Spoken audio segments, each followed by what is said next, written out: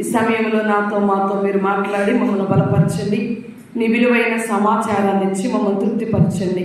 సంఘంలో చేర్చబడిన ప్రతి ఒక్కరిని ప్రభువా నీ మాటకు విధేయులై ఉంటకు సహాయం చేయండి.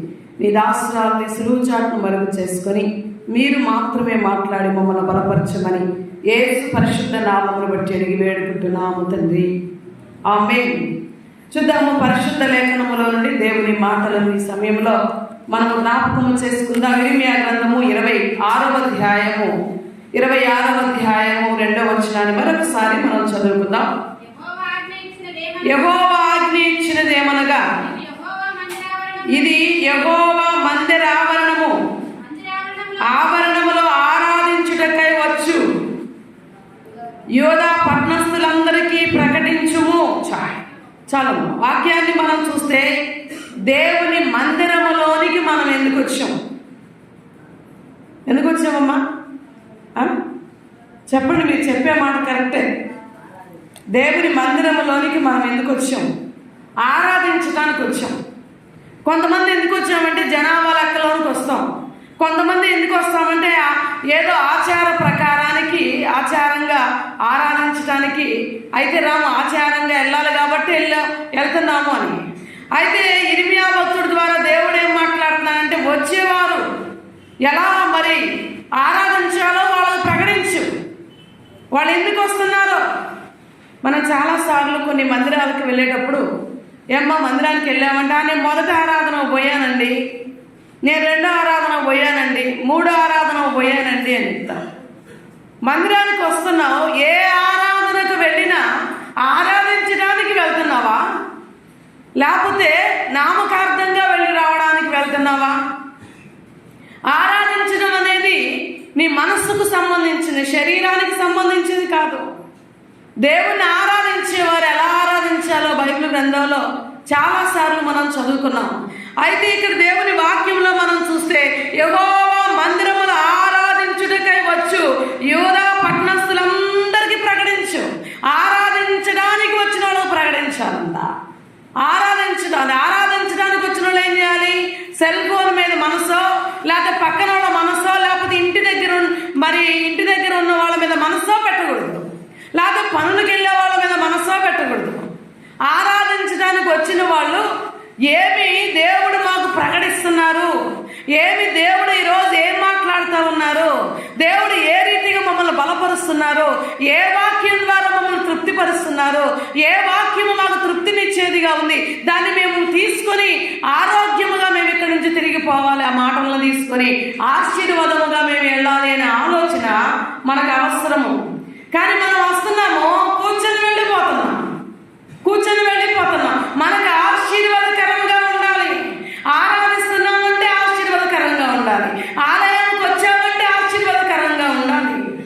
అందుకే దేవుని వాక్యంలో భక్తుడైన ఇర్మియా ద్వారా దేవుడు మాట్లాడుతూ ఉన్నాడు. వచ్చారు కదా ఆలయంలోనికి, వచ్చిన యూదా వారందరికీ ప్రకటించు ఎలా ఆరాధించాలో. అక్కడే చదువమ్మా. మీరు ఇలాగు చేసినందున ఈ మందిరమునకు చేసిదను, ఈ పట్టణమును భూమి మీద ఉన్న సమస్త జనులకు. చూడండి, సరిగా నీవు ఆరాధించడం చేత కాకపోతే, సరిగా దేవుడి మీద ఆనుకోవడం చేత కాకపోతే మందిరాన్ని ఎలా దేవుడు చేస్తానంటున్నారో, మందిరంలోకి వచ్చిన నీవు ఆరాధించడం నేర్చుకోవాలి. ఏదో వెళ్ళాను వచ్చానని కాదు, ఆరాధించాలి. ఆరాధించడం అంటే ఏంటి? దేవునితో మాట్లాడాలి. మనుషులతో కాదు, దేవునితో మాట్లాడాలి. దేవునితో మాట్లాడడం నువ్వు దేవుని సన్నిధిలో నేర్చుకోవాలని దేవుని వాక్యంలో మనం చూస్తున్నాం. అపోస్తలుల కార్యంలో ఒక ఆయన ఉన్నారు. అపోస్తలుల కార్యం 8వ అధ్యాయం 27వ వచనంలో మనం చూస్తే ఇక్కడ ఒక మంత్రి కనబడతాడు మనకి. ఒక దేశం నుండి ఒక దేశానికి ఆరాధించడానికి వెళ్తున్నాడు దేవుణ్ణి. ఆరాధించడానికి వెళ్తున్నాడండి దేవుణ్ణి. ఒక దేశం నుండి ఒక దేశానికి వెళ్తున్నాడు. చదవండి ఒకసారి. 27. అప్పుడు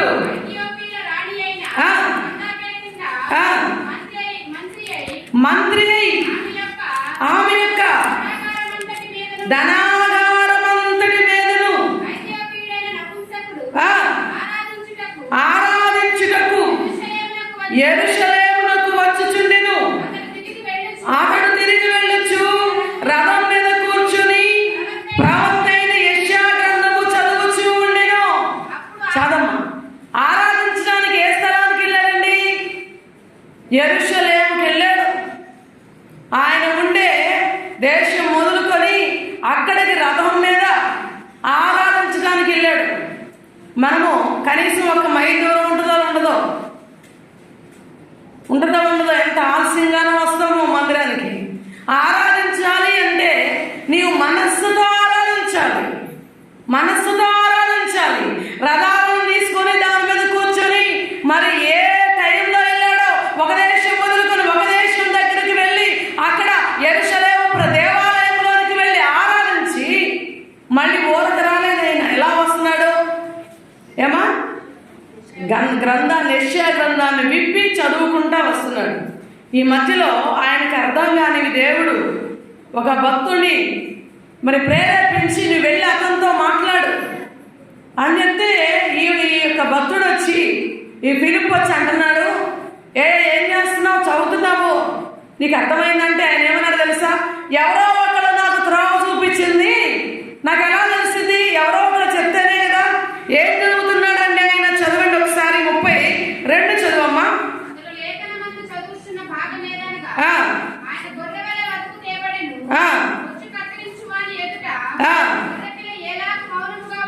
ఎలాగ ఉండును అలాగనే ఆయన నోరు తెరవకుండా ఉండెను. ఆయన దీనత్వమును బట్టి చూడండి ఎలా ఉన్నాడంటే ఆయన ఇది చదువుతున్నాడు. ఆయన దీనుడై ఉన్నాడు. గొర్రె పిల్ల వధించడానికి తీసుకెళ్ళినప్పుడు బొచ్చు కత్తిరితన వ్యక్తి దగ్గర తీసుకుని వెళ్ళినప్పుడు మౌనంగా ఎలా ఉందో, ఈయన మనందరి పాపములు భరించడానికి శిలువ ఎద్దుకు తీసుకెళ్ళినప్పుడు నోరు తెరవలేదు. ఇలాంటి విషయాన్ని ఆయన చదువుతూ ఉన్నాడు. ఫిలిప్ అంటున్నాడు, నీకు అర్థమైందా అంటే నాకు ఎవరో ఒకళ్ళు చూపాలి కదయ్యా, తెలియపరచాలి, నాకు అర్థం కాలేదు. ఎప్పుడైతే ఈ వర్తమానాన్ని ఫిలిప్పు వివరించి అతనికి చెప్పాడో నిజమైన ఆరాధన విషయాన్ని తెలుసుకున్నాడు. వెంటనే తన మనస్సు మార్చుకుని మారు మనస్సు పొంది బాప్తీసం పొందినట్టుగా కింద వచనాల్లో మనం చూస్తున్నాం. ఆరాధించడానికి వచ్చేవాడు ఎలా రావాలో తెలుసండి.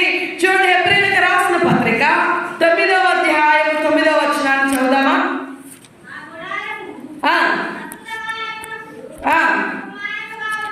ఉపమానముగా ఉన్నది. 9వ అధ్యాయము 9వ వచనం.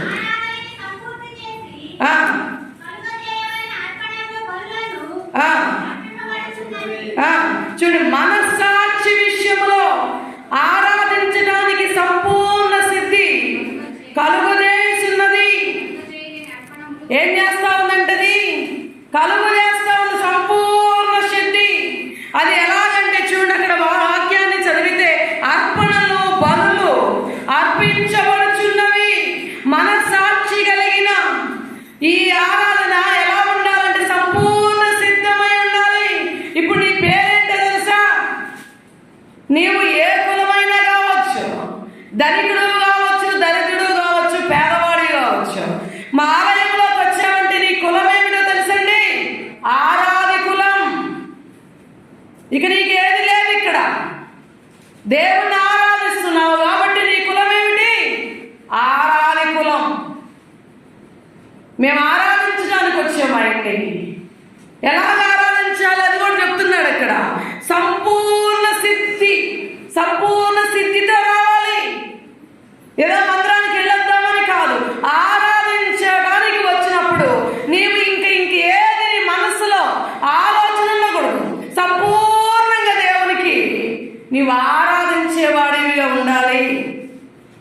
ఎంత ఆశతో ఆ మంత్రి గారు ఒక ప్రాంతం నుండి ఒక ప్రాంతానికి ఎంత ఆశతో వెళ్తే దేవుడు అతన్ని సంపూర్ణమైన విడుదల ఇచ్చారండి. ఈరోజు దేవుడి సన్నిధిలో ఎంత దగ్గరగా ఉన్న ప్రాంతానికి మనం వచ్చినా సంపూర్ణమైన విడుదల కనపడతలేదు, సంపూర్ణమైన మార్పు లేదు.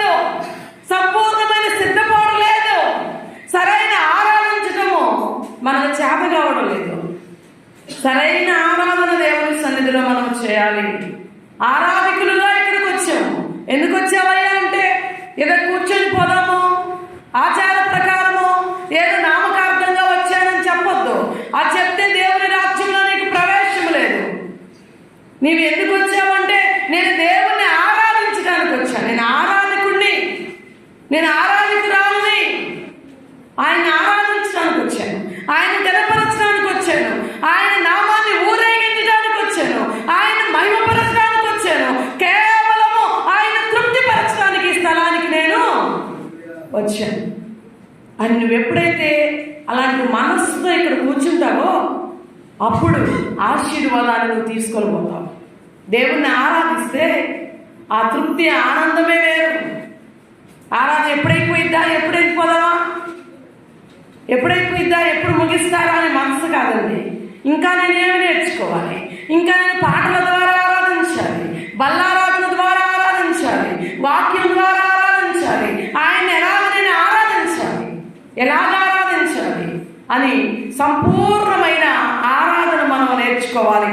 ప్రకటన గ్రంథంలో మనం చూస్తే చూడండి, ప్రకటన గ్రంథము 5వ అధ్యాయం 12వ వచనము, ప్రకటన గ్రంథము 4వ అధ్యాయం 1 నుంచి ఆ 2వ అధ్యాయంలో మనం చూస్తే దేవదూతలు 24 పెద్దలు ఎలాగ ఆరాధించారో దేవుణ్ణి అక్కడ మనం చూస్తాము.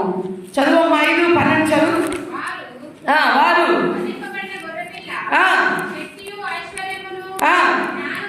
జ్ఞానమును బలమును మహిమయు స్తోత్రములకు ఆయన పొందనరుడని గొప్ప స్వరముతో చెప్పుచుండిరి. ఆయన సింహాసనం దగ్గర ఏం వినబడతా ఉంది? 24 పెద్దలు ఉన్నారు, 4 జీవులున్నాయి, అనేకమైన దూతల స్వరం వినబడతా ఉంది, కోటాని కోట్లుగా దేవదూతలు ఉన్నారు. వారందరూ ఏక స్వరముతో ఏమని ఆరాధిస్తున్నారండి? చూడక్కడ 12లో అంటున్నాడు, వధింపబడిన గొర్రె పిల్ల శక్తియు ఐశ్వర్యము జ్ఞానము ఘనత మహిమ స్తోత్రములు పొందనరుడైన. చప్పట్లు కూడా దేవుని నామాన్ని మహిమపడతాం. ఎందుకు ఆయన ఆరాధించాలంటే శక్తివంతుడు.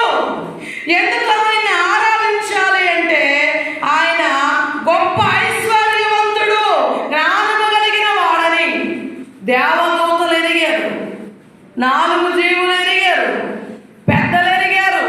వీళ్ళందరూ పరలోక రాజ్యంలో ఆయన్ని ఆరాధిస్తూ ఉన్నారు. ఈ ఆరాధన జరుగుతూ ఉంది పరలోక రాజ్యంలో. 4వ అధ్యాయంలో కూడా మరి అక్కడ మనం చూస్తే అక్కడ పెద్దలంట వారి శిరస్సు మీద ఉన్న కిరీటాలు తీసి పక్కన పెట్టి ఆయనకి నమస్కారం చేశారంట. ఆయన ఆరాధిస్తున్నారంట. తలలో వచ్చి ఆయనకి కిరీటాలు తీసేసి, ఈ కిరీటం మాకు గొప్పవైంది కాదే, మా దేవుడే మాకు గొప్పవాడని ఆయన ఆరాధిస్తూ ఉన్నారంట.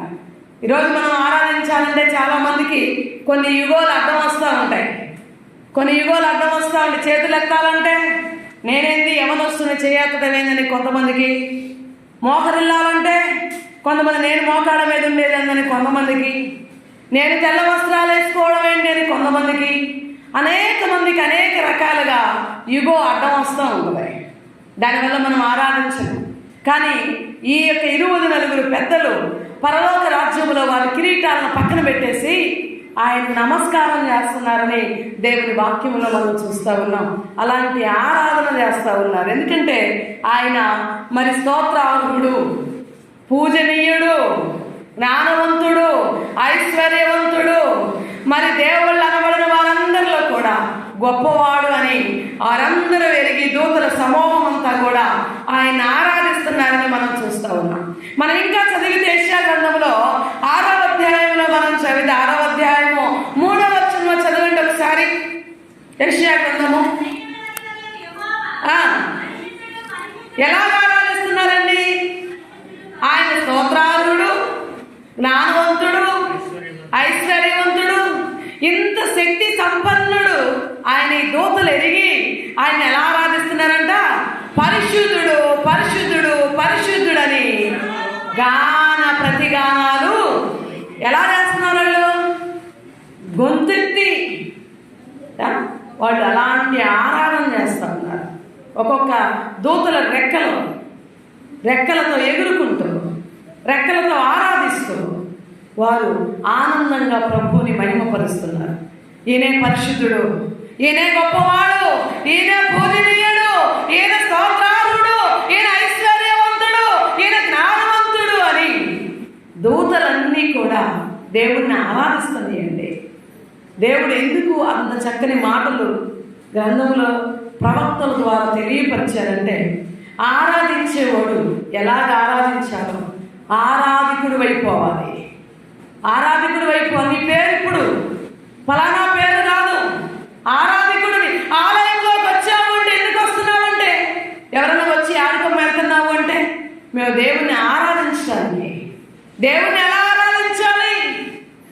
దేవుణ్ణి ఎలా ఆరాధించాలి ముందు నీకు తెలియాలి. దేవుణ్ణి ఆరాధించడం అంటే దేవుడు ఎలా ఉన్నాడు, దేవుడు ఆరాధనకు ఆయన పరిపూర్ణ సిద్ధము కలిగి ఉన్నాడని ఆరాధించడానికి. ఆయన ఎలాంటి వాడో మనకు తెలియాలి. దూతలు తెలియపరుస్తున్నాడు. దూతలు తెలియపరుస్తున్నాయి. ఏమని తెలియపరుస్తున్నాయి? పరిశుద్ధుడు, పరిశుద్ధుడు, పరిశుద్ధుడు అని తెలియపరుస్తున్నాయి. 20 పెద్దలు, 4 జీవులు, సరే అక్కడ కోటానికి కోట్ల దేవదూతలు అంటున్నారు. ఆయన జ్ఞానవంతుడు, ఆయన ఐశ్వర్యవంతుడు, పూజనీయుడు, స్తోత్రార్హుడు అని దూతలు తెలియపరుస్తూ ఉన్నారు. దూతలు తెలియపరుస్తూ ఉన్నారు. ఈ దూతలు తెలియపరిచిన సంగతిని మనం తెలుసుకున్న తర్వాత మనం ఆరాధించకుండా ఉండలేము. ఆయన ఆరాధించాలి, ఆయన మహిమపరచాలి, ఆయన గణపరచాలి. వాక్యాన్ని చూడండి, చాలా మంది దేన్ని ఆరాధిస్తున్నారో చూడండి. ఈ వాక్యాలు చదువుతా, దేవుని సేవకులు మాటలు వింటా కొంతమంది ఆరాధన సరిగా ఉండదు. చూడండి, 1 కొరింథీయులకు రాసిన పత్రిక 8వ అధ్యాయము 7వ వచనాన్ని మనం ఒకసారి జ్ఞాపకం చేసుకుందాం. చదువు.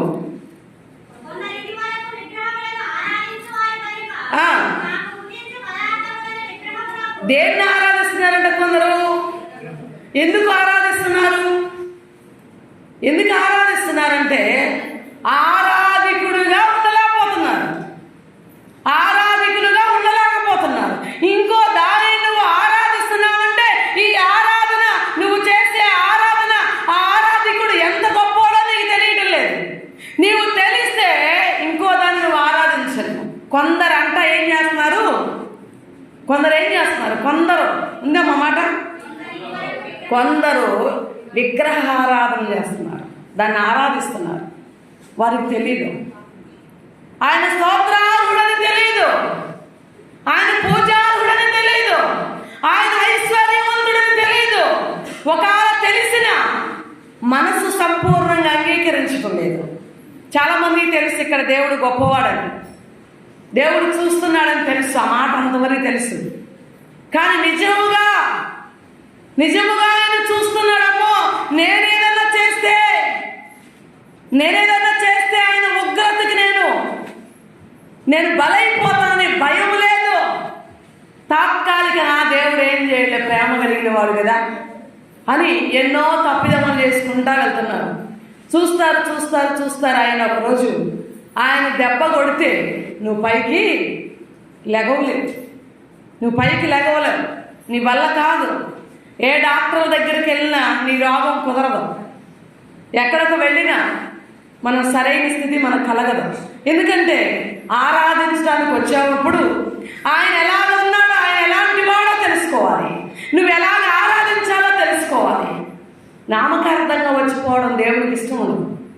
దేవునికి ఇష్టం ఉండేది ఏంటంటే ఆయన ఆరాధించేవాడు కావాలి. ఆ ఆరాధికుడికి ఆరాధించేవాడు కావాలి. గుంపెడు మంది అవసరం లేదు, ఆయనకి ఆరాధించేవాళ్ళే కావాలి. ఎంతమంది మందిరం నిండిందా అనుకోవడానికి కాదు, అప్పుడు చాలా మంది వచ్చారని తృప్తి పడతాం కాదు, అయ్యో గుంపులుగా వస్తున్నారని ఆనందపడతాం కాదు. సేవకుడైనా సంఘం అయినా ఆరాధించేవాడు కావాలి. ఆయనకి ఆరాధించేవాడు కాదు, గుంపుల మంది కాదు కావాల్సిందే, ఆరాధించేవాళ్ళు. వచ్చిన దగ్గర నుంచి దేన్ని ఆరాధిస్తున్నావో నీవు మనస్సుతో తెలుసుకొని ఉండాలి. చూడండి, కొంతమంది అంట, నేను 3 మాటలు చెప్తాను అంటే అవి మీరు పాయింట్గా ఏమి రాసుకోవద్దు. ఆరాధించడానికి వచ్చిన అంటే ఎలా వస్తున్నారో చూడండి. ఒకళ్ళేమో మత్తయి సువార్త 5వ అధ్యాయం 9వ వచనంలో మరి పెదవులతో ఆరాధిస్తూ ఉన్నారు. చదువుతాం మా మాట. మత్తయి సువార్త 15వ అధ్యాయం 9వ వచనం.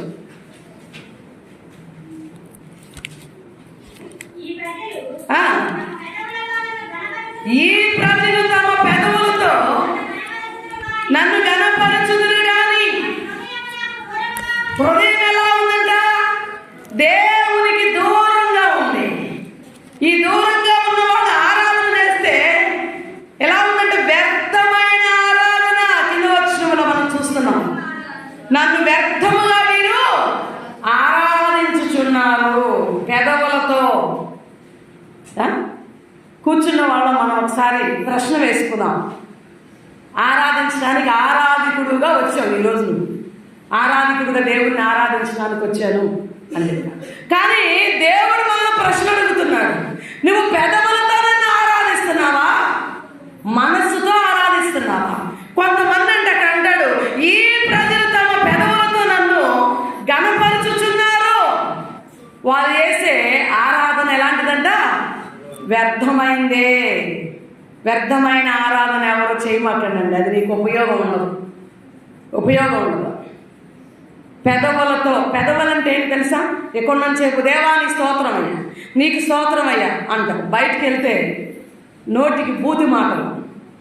ఈ నోటి నుండే దేవుణ్ణి మహిమపరుస్తున్నావు, ఈ నోటి నుండే నువ్వు మాటరాని మాటలు మాట్లాడుతున్నావు, ఈ నోటి నుండే దేవుణ్ణి నువ్వు గొప్పవాడు అంటున్నావు, ఈ నోటి నుండే నువ్వు బయటికి వెళ్ళి దుర్మార్గపు మాటలు మాట్లాడుతున్నావు. అప్పుడు దేవుడు నువ్వు ఊరకనే ఇష్టపడతాడా? దేవుడు నిన్ను మెచ్చుకుంటాడా? ఆరాధకుడు గుంపులను నిలుచుతాడా? ఒక్కసారి ప్రశ్న దేవుడు మనల్ని అడుగుతున్నాడు. పెదవులతో నన్ను ఘనపరుస్తున్నా, అదే నా భయం నీ హృదయంలో ఉంటే వ్యర్థమైన ఆరాధన నీవు చేయ. మందిరానికి వచ్చే ఒక గుంపే గుంపు అంట.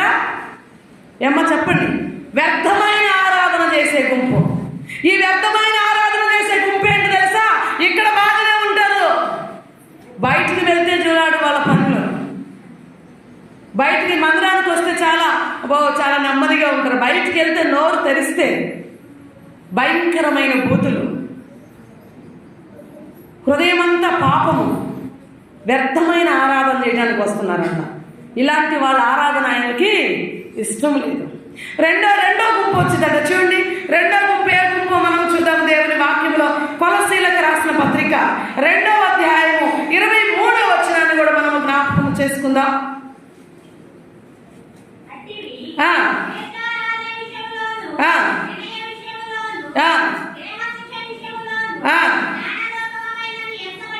ఏ ఆరాధన అంటే ఇది? స్వేచ్ఛ ఆరాధన. నా ఇష్టం, చేతులు ఎత్తండి అన్నప్పుడు ఎత్తాం, మోకరించి ప్రార్థన చేయమన్నప్పుడు చెయ్యం, సరిగా సక్రంగా ప్రార్థనకు రమ్మన్నప్పుడు రాము. నా ఇష్టమైనప్పుడు నేను ఆరాధనకి వెళ్తాను, నా ఇష్టమైనట్టు నేను ఉంటాను. రెండో గుంపు ఏ గుంపు అంట? స్వేచ్ఛ, వాళ్ళ ఇష్టమైనట్టుగా జీవించే ఆరాధన. దేవునికి ఇష్టం ఉండదు. ఇక్కడికి ఎందుకు వచ్చామో తెలుసా? ఇది దేవుణ్ణి ఆరాధించుకునే స్థలము. ఈ ఆరాధించుకునే స్థలములో సమాజం అందరం అంతా కూర్చొని ఏక మనస్సు కలిగి ఆయన ఆరాధించాలని ఆయన ఇష్టం.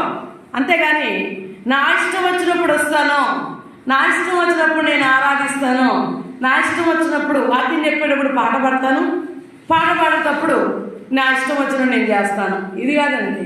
ఇలాంటి గుంపు కూడా మందిరంలో ఉంటుంది. మందిరంలో ఉంటే ఇలాంటి గుంపులు కూడా ఇదివరకు ఏం చేశారు తెలుసా? ఆరాధనప్పుడు, బల్లారాధనప్పుడు కొంతమంది గబగబలేసి బయటికి వెళ్ళేవారు. ఇదే గుంపు తెలుసా? నా ఇష్టం అనే గుంపు. ఈ గుంపుల్ని చాలా జాగ్రత్తగా ఇంకొకరు నాశనం చేస్తారు. ఈ గుంపు మన దగ్గర ఉందంటే ఇంకొకరికి వచ్చింది ఆ వ్యాధి. శనివారం బలలో సిద్ధపాటు లేకుండానే ఆదివారం చేయడానికి వస్తాం. సరే వచ్చాను కదా ప్రభువుని క్షమించే, రాత్రి నాకు కుదరలేదు అని దేవుడి దగ్గర క్షమాపణ అడిగి ఏదో సిద్ధపాటు కలిగితే పర్లేదు. కానీ మన ఇష్టం, ఎవరిని దేవుణ్ణి అడగాల్సిన పని లేదు. వచ్చాము బలలో చేవేస్తున్నాం, మన ఇష్టమైనట్టు జీవిస్తాం. దేవుడు ఒప్పుకుంటాడండి. పక్కనోడు నీ శరీరాన్ని గిచ్చితే నీకు ఎలా ఉంటుంది? చాలా సంతోషం, రేపు భలే గిచ్చావు, ఇంకోసారి గిచ్చిరా అంటావా? అది దేవుని శరీరం అని నువ్వు దాన్ని ఏం చేస్తున్నావు? ఇరుస్తున్నావు. దేవుని శరీరం అని ఇచ్చేటప్పుడు పక్కనట్ట గిచ్చితేనే నీకు అప్పుడు నొప్పి కలిగి వాడిని కొడదామన్నంత మనసు వచ్చితే దేవుని శరీరాన్ని నీవు ఇరిచేటప్పుడు దేవుని మనస్సు ఎంత నొప్పించిందో ఆలోచన లేదా?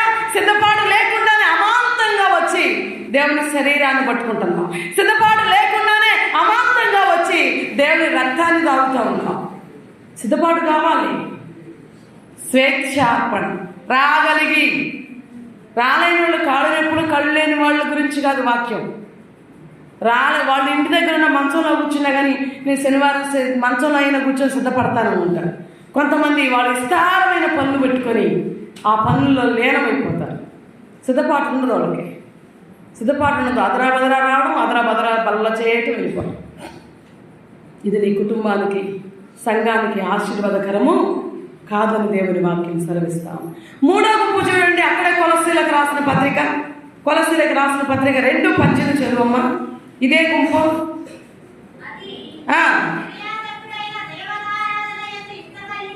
వాళ్ళు ఏం కలిగి ఉన్నారంట? అతి వినయాశక్తి. అతి వినయాశక్తి చెప్పు. అతి వినయం ఉండేదానికంటే ఎక్కువ చేస్తుంది. అతి వినయంగా ఉండేవాడు అసలు ఎప్పుడు నమ్మగుడు. వినాలి, చెప్తుంటే వినాలి. వీళ్ళు దేవదూతలు ఎలా చేశారో మేము అలా ఆరాధిస్తాము. అతి వినయం. ఈ గుంపు కూడా మందిరంలో ఉంటుంది. దేవునికి కావాల్సిందంటే మనస్సుతో ఆరాధించే వాళ్ళు ఈ స్థలంలో ఉండాలి. అతి వినయం అవసరం లేదు. స్వేచ్ఛ ఆరాధన అవసరం లేదు. దేవునికి కావలసిన ఆరాధన ఏంటంటే పెదవులతో గణపరిచే ఆరాధన. ఆయనకి అంతకంటే అవసరం లేదు. ఇవన్నీ వ్యర్థమే. ఈ వ్యర్థమైన గుంపులన్నీ ఇక్కడ చేరితే పరిశుద్ధాత్మ దుఃఖపడింది. వ్యర్థమైన గుంపులు, పెదవులతో ఆరాధించే గుంపు. నీకు ఇష్టమైనప్పుడు కొంతమంది పరిగెత్తా ఉంటారు. ఏమండి, ఆదివారమేగా ఏకుజామున లేచి ప్రార్థన చేసుకుని సిద్ధపాటు కలిగి ఒక్క అరగంట 11:30కి ప్రార్థన పెడితే ఎందుకు 11ంటికి రాలేకపోతున్నాం? ఎందుకు రాలేకపోతున్నాం? పని, ఇంకా పని. అదే 7:30కి ఆకుగా తెంపాలమ్మా, దాన్ని ముక్కలు చేయాలి అంటే ఇంట్లో పనులన్నీ ముక్కలు చేసి పెట్టి పరిగెత్తా ఉన్నాం. దానికి ఉన్న ముక్కలు దీనికి ఉన్నదో. ఇది ఎలాంటి ఆరాధన తెలుసా? మనుషులు నెంబర్లు కూడా ఏదో ఆచారం కొరకు, ఘనత కూడా దేవుని ఘనత కాదు, మన ఘనత కొరకు ఇక్కడికి వస్తున్నాం. దేవుణ్ణి ఆరాధించే వాళ్ళు ఎలా రావాలి? సంపూర్ణ సిద్ధితో ఇక్కడికి రావాలి. ఈ గుంపు కావాలి దేవునికి. ముక్కలు చెక్కలు చేసేదానికి 7:30కే లేచి వెళ్ళిపోతూ ఉంటాం. పిల్లల్ని ఆడబడేసి, వండే ఆడబడేసి, అన్నీ ఆడబడేసి వెళ్ళిపోతాం. మరి అప్పుడండి, అప్పుడేమైపోయింది? నువ్వు రోజు చేసే పని ఏంటమ్మా? 11:30కి వచ్చి ఆరాధన దాకా పరిగెత్తుతూనే ఉంటాం. గేట్ వేసినా నిలబడతాం, పర్లేదులే, ఓ 10 నిమిషాలైన తర్వాత మళ్ళీ గేట్ తీస్తారు, లోన పోయి కూర్చోవచ్చు. ఎందుకంటే ఇలాంటి ఆరాధన దేవుడు మెచ్చుకుంటారు అనుకుంటున్నారా? ఎన్ని దినాలు ఆరాధిస్తున్నారు? ఎన్ని రోజుల నుంచి నువ్వు రక్షించబడి ఎన్ని సంవత్సరాలు అవుతుంది? ఇంకా మార్పు లేని వాడివి కానీ, ఇంకా మార్పు లేని జీవితంలోనే ఎలా ఉన్నావు? ఎలాంటి ఆరాధన చేస్తున్నావు దేవునికి? దేవుడికి చెల్లుతుందా నీ ఆరాధన? దేవుడు ఇష్టపడుతున్నాడా? దేవుడు తీసుకుంటున్నాడా? నీ ఆరాధన దేవుడికి ఇష్టంగా ఉందా? నువ్వు వేసే ధూపము, ప్రార్థనా ధూపము దేవుని దగ్గరికి వెళ్తుందా? ఆలోచించండి. పని మీద ఉన్న ఆసక్తి ప్రార్థన మీద లేదు. ప్రార్థన మీద లేదు. నీకు పనికి వెళ్ళగానే సాయంత్రానికి చేతిలో డబ్బులు వస్తాయి, తృప్తి పడతావు. కానీ దేవుడిచ్చే ఆశీర్వాదం ఎలా ఉంటుందో తెలుసా? ఈ డబ్బు అయిపోయిందేమో కానీ ఆశీర్వాదం ఎవడో కదిలించలేడు. అంత గొప్ప ఆశీర్వాదం ఉంది, కానీ దాన్ని తెలియట్లా మనకి. పని చేసుకోవద్దని దేవుడు చెప్పలేదు. పని చేసుకో, 6 దినాలు పని చేసుకో, 7వ దినము దాన్ని స్తుతించు. ఆయన పని చేసుకోవద్దని ఎక్కడ గ్రంథాల్లో చెప్పలేదు. పని చేసుకోవాలి, కానీ దేవునికి వ్యతిరేకమైన పనులు కాదు, నిర్లక్ష్యమైన పని కాదు. మరి మిగతా పనుల్లో ఎంత ఆసక్తి చూపిస్తున్నావో, దేవుని పనిలో ఎంత ఆసక్తి చూపిస్తున్నావో నేను ప్రశ్న వేసుకో చాలు. అప్పుడు నిజమైన ఆరాధన చేస్తున్నావో చేయట్లేదో నీకు అర్థమైంది. నువ్వు చేసే ఆరాధన దేవుడికి ఇష్టంగా ఉంది, అనుకూలంగా ఉంది నీకు అర్థమైంది. పెదవులతో గణపరుస్తున్నావో, నీ ఇష్టం వచ్చినట్టు స్వేచ్ఛగా ఆరాధిస్తున్నావో, లేకుంటే నాకంటే ఇంకెవర్లే బాగా ఆరాధించేదని మరి నీవు పొగుడుకుంటున్నావో, ఎలాంటి ఆరాధన దేవునికి ఇస్తున్నావో నిన్ను దేవుని సన్నిధిలో ప్రశ్న వేసుకో. ఎలాంటి వాళ్ళు కావాలో దేవునికి తెలుసండి. సంపూర్ణ సిద్ధితో ఆలోచించే గుంపు కావాలి ఆయనకి. సంపూర్ణ సిద్ధితో నువ్వు కుంటోడువైనా, గుడ్డోడువైనా, అంగహీనుడువైనా, దరిద్రుడువైనా, ఎలాంటి వాడైనా మంచి మనసుతో దేవుణ్ణి ఆరాధించేవాడు కావాలి. ఇంత డబ్బు తీసుకుని వచ్చి ఇక్కడ కూర్చోబెట్టుకొని ఆ డబ్బంతా పెట్టుకొని, అమ్మో నేను దేవునికి చాలా ఎక్కువ కనిపిస్తున్నాను, నేనే గొప్ప సంఘ పెద్దని, నేనే గొప్ప సావుకుని, నేనే పరిచారకుని, నేను గొప్పని గర్వంతో దేవుడిని ఆరాధిస్తే అలాంటి ఆరాధన ఆయనకి ఇష్టం ఉండదు. సేవకుడైనా సరే, విశ్వాసైనా సరే, ఎవడైతే తగ్గించుకొని సంపూర్ణ సిద్ధితో దేవుని సన్నిధిలో ఆయన ఆరాధిస్తారో అలాంటి ఆరాధన ఆయనకి ఇష్టమని దేవుని వాక్యంలో మనం చదువుతా ఉన్నాం. చూడండి, త్వరగా 4 పాయింట్లుగా చెప్తాను. త్వరగా నేను చెప్తాను. చూడండి, యోహాను సువార్తలో 4వ అధ్యాయం 20 నుండి 24 వరకు మనం చదివితే మొదటిది తెలియని ఆరాధన చేస్తున్నారంట. చాలామందికి తెలుసు. ఏం తెలుసండి? ఏం తెలుసు చెప్పండి? యేసు క్రీస్తు అనేది తెలుసు. ఆయన్ని ఎలా ఆరాధించాలో తెలియదు చాలామందికి. యేసు అని తెలుసు, దేవుని ఆలయం అని తెలుసు, కానీ ఆరాధించడం అనేది తెలియని ఆరాధన చాలామందికి తెలియకనే యేసుని మాత్రమే చెప్పుకుంటూ ఉంటాం. ఆయన ఎలా ఆరాధించాలో తెలియట్లేదు. తెలియకుండానే కొన్ని విషయాల్లో దేవుణ్ణి బాధపడతా ఉన్నాం. చదువుతావా? యోహాను సువార్త 20వ అధ్యాయము 4వ అధ్యాయము 20 నుండి 24 వరకు చదువుదాం. మా పితరులు ఈ పర్వతమందు ఆరాధించిరు గాని యెరూషలేములో ఉన్నదని మీరు చెప్పుదురని ఆయనతో అనగా యేసు ఆమెతో ఇట్లనెను, అమ్మా ఓ కాలం వచ్చుచున్నది, ఆ కాలమందు ఈ పర్వతము మీదనైనను యెరూషలేములోనైనను మీరు తండ్రిని ఆరాధింపరు. నా మాట నమ్ముము. మీకు తెలియని దానిని ఆరాధించువారు మేము మాకు తెలిసిన దాని రక్షణ ఈదులలో నుండి కలుగుచున్నది. అయితే యథార్థముగా ఆరాధించువారు ఆత్మతోను సత్యముతోను తండ్రిని ఆరాధించు కాలము వచ్చుచున్నది. ఇది ఇప్పుడును వచ్చి ఉన్నది. తండ్రి కోరిక ఏంటి? తెలియని ఆరాధన చేస్తున్నారు వీళ్ళు. కానీ తండ్రి కోరిక ఏంటి? వాక్యంలో మనం చూస్తున్నాం. అక్కడ తండ్రి కోరిక ఏంటో చూస్తే అక్కడ ఆరాధించువారు అట్టువారే ఆత్మతో సత్యముతో ఆరాధించాలి. తండ్రిని ఆరాధించే కాలము వచ్చే ఉన్నది. ఇప్పుడు కూడా వచ్చి ఉన్నది. అయ్యా ఆరాధించమంటున్నావు. మా పితరులు అయితే ఎక్కడికి వెళ్ళారు? పర్వతాల మీదకి వెళ్ళారు, యెరూషలేముకి వెళ్ళారు. మరి ఎలాగా మేము ఆరాధించేది అని ఈమెను చూస్తే జనం అందరూ ఏమనుకున్నారు? ఈమె వేశ్య, ఈమె పనికిరానిది, ఈమె భ్రష్టురాలు. కానీ ప్రభువుని అడిగిన ప్రశ్న మంచిది. ఆమె జీవితాన్ని ఎలాగ మార్చుకుందో చూడండి. దేవాది దేవుణ్ణి అడుగుతున్నాయా ఎలాగ ఆరాధించాలి? తెలియని ఆరాధన చేసాము, ఎలాగ ఆరాధించాలి? ఒక దేవుడు అంటున్నాడు అక్కడ, ప్రభు అయిన యేసు ఒక కాలము వచ్చే ఉన్నది. ఎలాగ ఆరాధించాలో, ఎలాగా మీరు ఆరాధించాలో నేను చెప్తానని చెప్పి అక్కడ అంటున్నాడు. తండ్రి ఆరాధించేవారు తండ్రిని ఆయన కోరిక కోరుతాను, ఆత్మతో సత్యముతో ఆయన్ని ఆరాధించాలి. వచ్చిన వారు యెరూషలేముకి వెళ్ళి ఆరాధించాలి, లేకపోతే పర్వతాల మీదే ఎక్కి ఆరాధించాలి. అక్కడ పోయి ఇక్కడ పోయి ఆరాధించేవాళ్ళు ఎలాగ ఆరాధించాలి అంటే ఆత్మతో సత్యముతో ఆరాధించాలి. తండ్రిని ఆరాధించే కాలం ఇప్పుడు వచ్చినది. విశ్వసించు తల్లి అని దేవాది దేవుడు ఆమెకి తెలియపరుస్తున్నాయి. వాళ్ళు ఆరాధించే స్థలము వచ్చే ఉన్నది. ఎందుకంటే ఒక సమయం ఇచ్చాడు దేవుడు. ఈ సమయంలో సంఘమంతా కూడుకొని ఇది ఆరాధించే సమయము.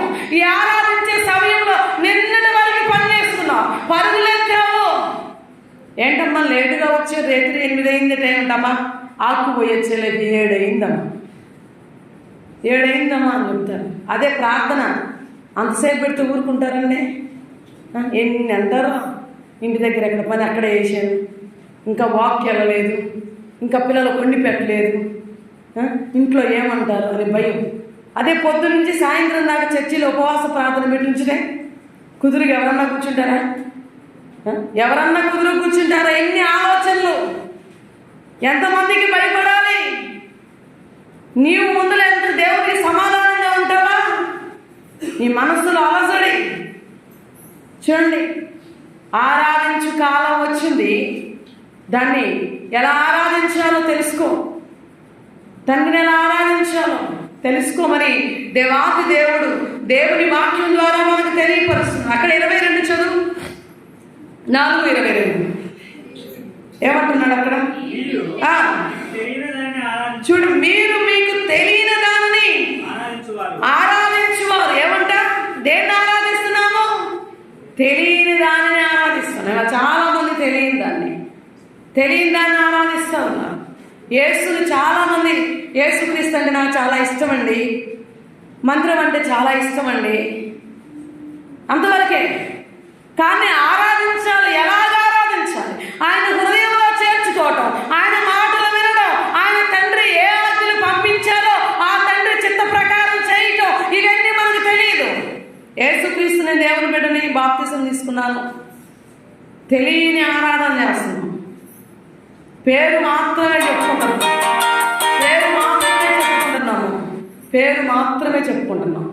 దేవుణ్ణి ఎలా ఆరాధించాలో తెలియటం లేదు. దేవుణ్ణి ఆరాధించాలంటే నీ హృదయాన్ని దేవునికి అప్పగించాలి. నీ హృదయాన్ని ఎప్పుడైతే దేవునికి ఇస్తావో, నీ మనస్సుతో శరీరాన్ని తీసుకొచ్చి ఇక్కడ కూర్చోబెట్టావు, బాగానే ఉంది ఆరాధన చేయడానికి. ఆరాధనలో వచ్చావు, నేను ఆదివారం, నువ్వు ఆదివారం వచ్చావా అంటే భలేవాళ్ళమా, నేను ఆదివారం వచ్చి అక్కడ కూర్చుంటే అని చెప్తావు. కానీ ఆయన కావాల్సిన మనస్సుతో ఆరాధించేవారు కావాలి. మనస్సును దేవునికి ఇచ్చేవారు కావాలి. మనస్సుతో ఆరాధించే స్థలం ఇది.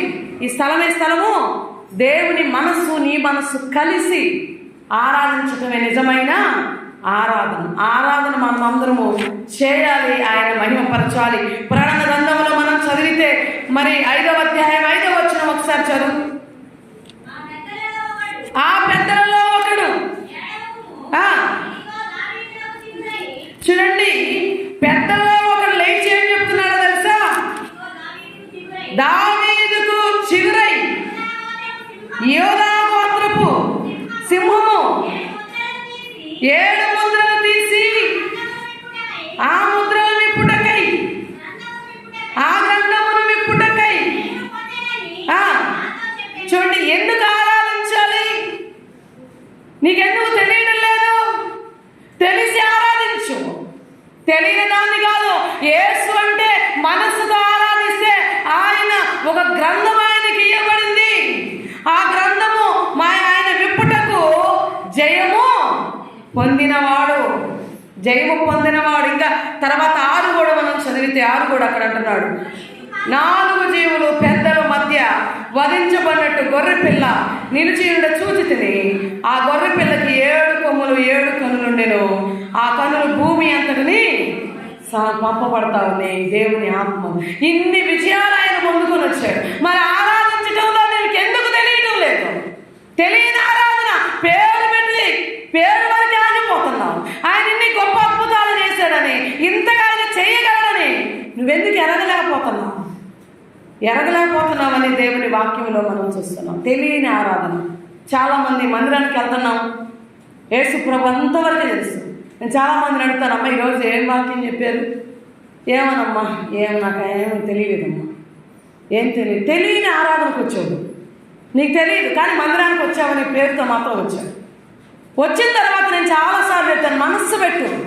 బాగా ఫ్యాన్లు ఉన్నాయి, గోడలు ఉన్నాయి, కుర్చీలు ఉన్నాయి, హాయి కొనుక్కొని నిద్రపోయి వెళ్ళిపోతే అది ఆరాధన కాదు. ఆరాధన అంటే ఏం తెలుసా? ఆయన ఎలాంటి వాడో ఒక గ్రంథం ఆయన చేతిలో ఉంది, విప్పగలిగిన శక్తి ఆయనకుంది. ఆయన 24 పెద్దలు జీవులు ఎదుట ఆయన ఒక రోజు ఆయన అక్కడ నిలబడి ఉన్నాడు, ఆయన స్తుతిస్తున్నారు వాళ్ళందరూ.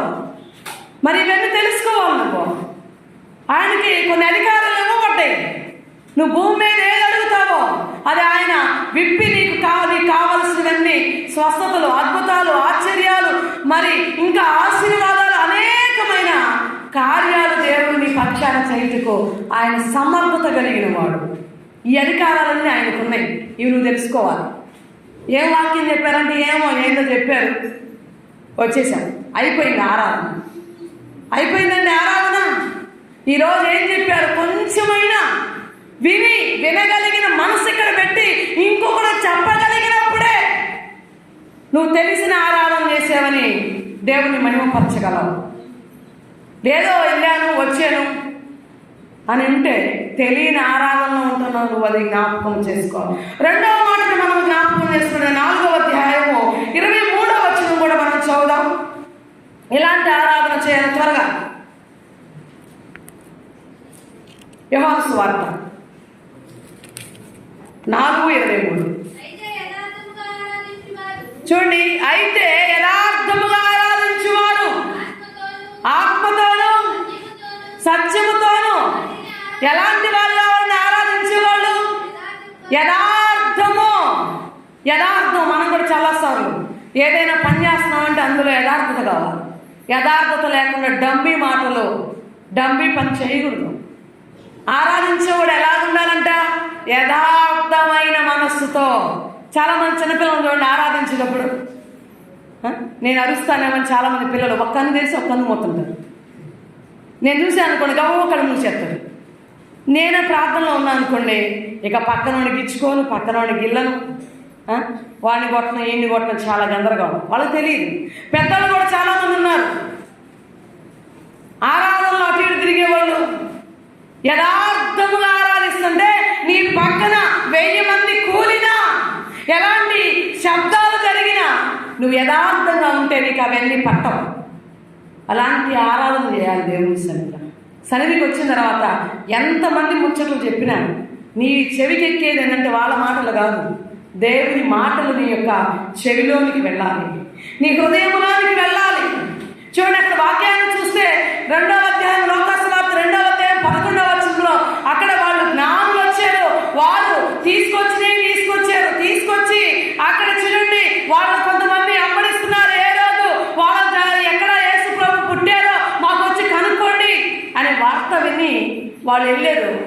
ఇక దోమ చెప్పినట్టు వాళ్ళు ఎవరో దగ్గరికి వెళ్లకుండా దేవుని ఆరాధన. అక్కడ మరియను కానీ అమ్మ ఎంత ధన్యురాలు అమ్మ అని మరి వైపు చూడలేదు, యేసోవుని ఎంత ధన్యుడు అయ్యాను యేసేవు వైపు చూడలేదు. వాళ్ళు ఎవరిని ఆరాధించడానికి వెళ్ళారు? చూడండి, అక్కడ మనం చూస్తే ఆయన్ని పూజించేది ఉందన్నమాట. అమ్మా 2:11 లోకాసు వార్త. ఆయన్ని పూజించడానికి వెళ్ళారు. వాళ్ళు పెట్టెలు విప్పి చదువుదాం ఒకసారి.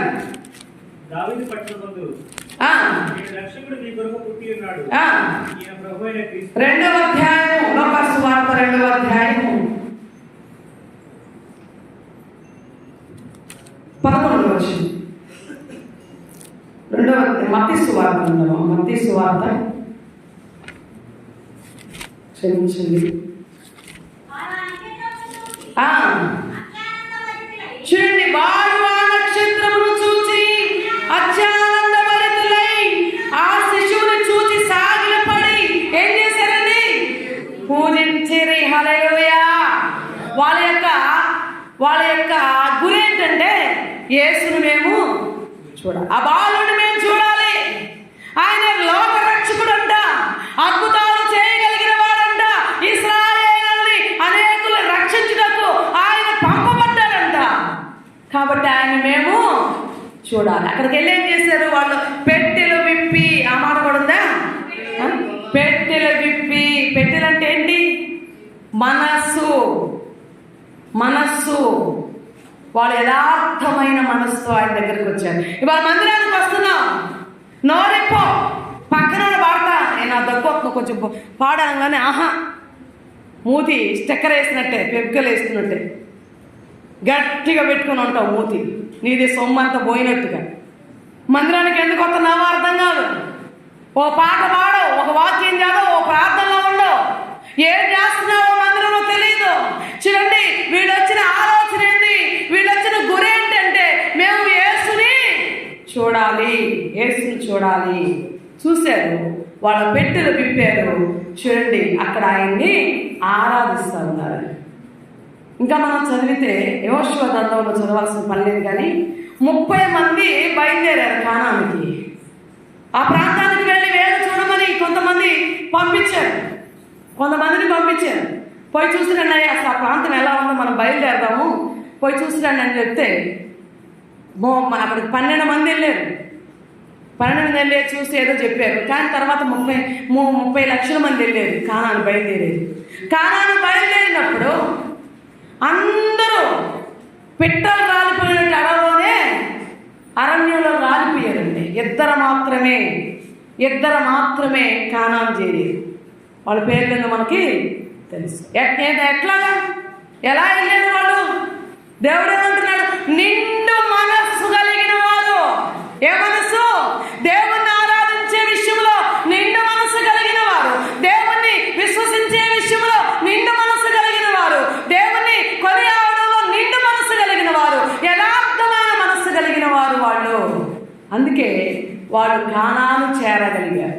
ఇవాళ మనం నిజంగా మరి రాకడ వరకు నమ్మకంగా ఉండగలుగుతామా? ఉండగలిగితే పరలోక రాజ్యం మనదే. పరలోక రాజ్యాన్ని మనం సంపాదించుకుంటాం. చూద్దాం, 3వ త్వరగా నేను ముగిస్తాను. 2వ వృత్తాంతాలు 29వ అధ్యాయం 30-31 త్వరగా.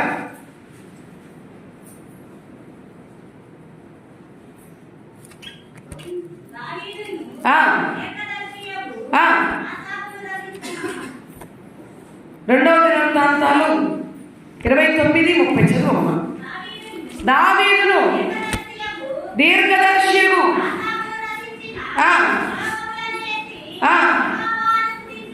యెహోవాను స్తుతించుడని.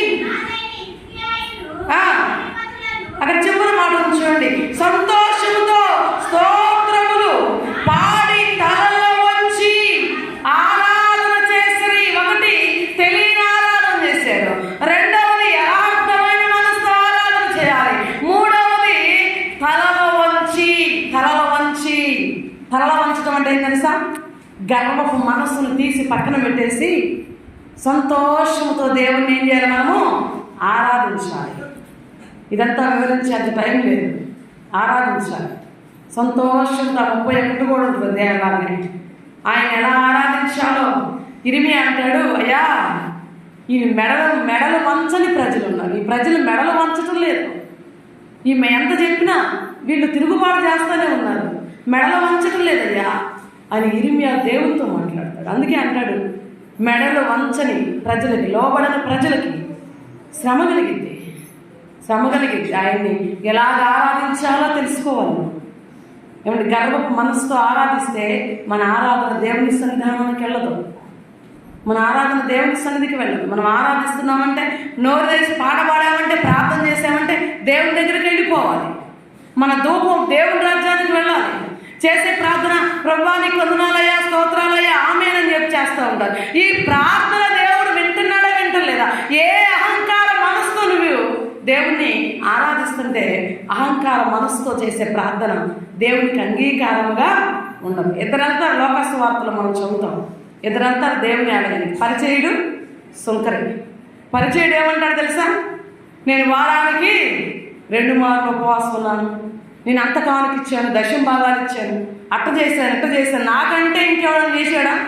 ఆ సుంకర్లాగా నేను ఉన్నాను, నేను చాలా బాగా చేశాను అన్నాడు. ఈ ఆరాధన దేవునికి ఇష్టమైందా?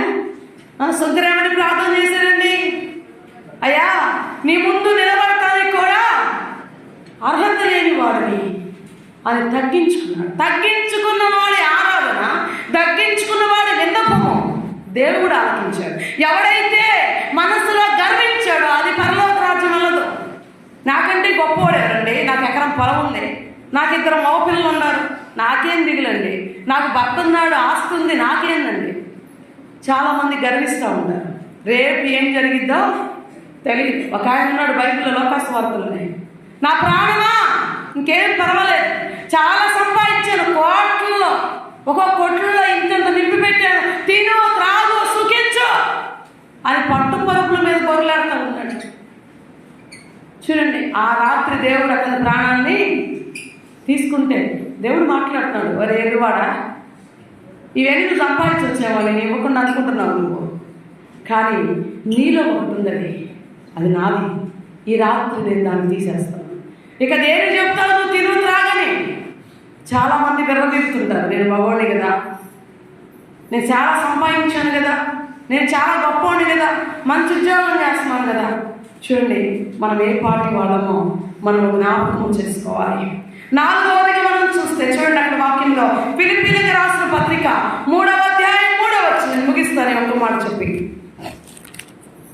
ఫిలిప్పీలకు రాసిన పత్రిక 3వ అధ్యాయము 3వ వచనం. ఎందుకనగా శరీరమును ఆస్వాదము చేసుకొనక దేవుని యొక్క ఆత్మ వలన చూడు ఆరాధించుచు క్రీస్తు యేసునందు. చూడు, దేవుని వాక్యంలో దేన్ని ఆస్వాదించాలండి? చాలా మంది శరీరాన్ని ఆధారం చేసుకుంటారు. అమ్మో, మందిరానికి నడవలేకపోతున్నానే, మందిరంలో కూర్చోలేకపోతున్నానే అని చాలా మంది శరీరాన్ని అనుకుంటారు. కానీ దేన్ని బట్టి నువ్వు అతిశయించాలో వాక్యంలో మనం చదువుతూ ఉన్నాం. ఇక్కడ శరీరాన్ని ఆధారం చేసుకోవద్దు అక్కడ అంటున్నాడు. వాక్యాన్ని మనం చదివినప్పుడు దేవుని యొక్క ఆత్మ వలన ఆరాధించాలి. క్రీస్తు యేసునందు మనం అతిశయించుచు ఆయన్ని మనం ఆరాధించాలి. క్రీస్తు యేసునందే మనం అతిశయించాలి. శరీరాన్ని ఆధారం చేసుకోమాకండి. శరీరానికి ఎప్పుడు బలహీనతలు తప్పవు. కాబట్టి ఈ శరీరం, ఎందుకంటే మనం తినకుండా తింటూ ఉంటాం, చేయకుండా పనులు చేస్తూ ఉంటాం ఈ శరీరంలో. దాని వైపు చూడకూడదు. ఆత్మ సిద్ధంగా ఉందా లేదా అని మనం ఏ రోజుకి ఆ రోజు ప్రశ్న వేసుకోవాలి. ఎలా ఆరాధిస్తున్నావు నువ్వు దేవుణ్ణి? దేవుని మందిరంలోకి వచ్చావు, ఎలాగ ఆరాధిస్తున్నావు? యథార్థమైన మనసుతోనా? నిజంగా యథార్థమైన మనసుతో ఆరాధిస్తే దేవుడు ఆమె తప్పు చేసినప్పటికైనా వేషతో మాట్లాడతాడమ్మా, నన్ను ఆరాధించేవాళ్ళు ఆత్మతో సత్యముతో ఆరాధించాలి తల్లి. ఆ కాలం వచ్చే ఉంది, యథార్థంగా ఆరాధించాలి తల్లి అని చెప్తున్నాడు. ఈరోజు మందిరంలో ఉన్న నీతో నాతో కూడా దేవుడు మాట్లాడుతున్నాడు. తల్ల వంచుతామా? ప్రార్థన చేద్దామా? ఎలాంటి ఆరాధనలోనికి నువ్వు వచ్చావో, ఏ గుంపులో ఉన్నావో, నీవు ఏ వ్యర్థమైన ఆరాధన గుంపులో ఉన్నావా? వ్యర్థమైన ఆరాధన గుంపులో ఉన్నావా? నీకు నచ్చినట్టు స్వేచ్ఛనైనా ఆరాధన చేసే గుంపులో ఉన్నావా? ఏ గుంపులో ఉన్నావో ఒక్కసారి నిన్ను ప్రశ్న వేసుకొని ప్రార్థన చేయి. మొక్కల మీద ప్రార్థన చేద్దాం. దేవుడి మాటలు మన వినికిల్లో దీవించునుగాక. ప్రార్థన చేద్దాం ప్రతి ఒక్కరూ దేవుడి సన్నిధిలో. దేవాని స్తోత్ర ప్రభా.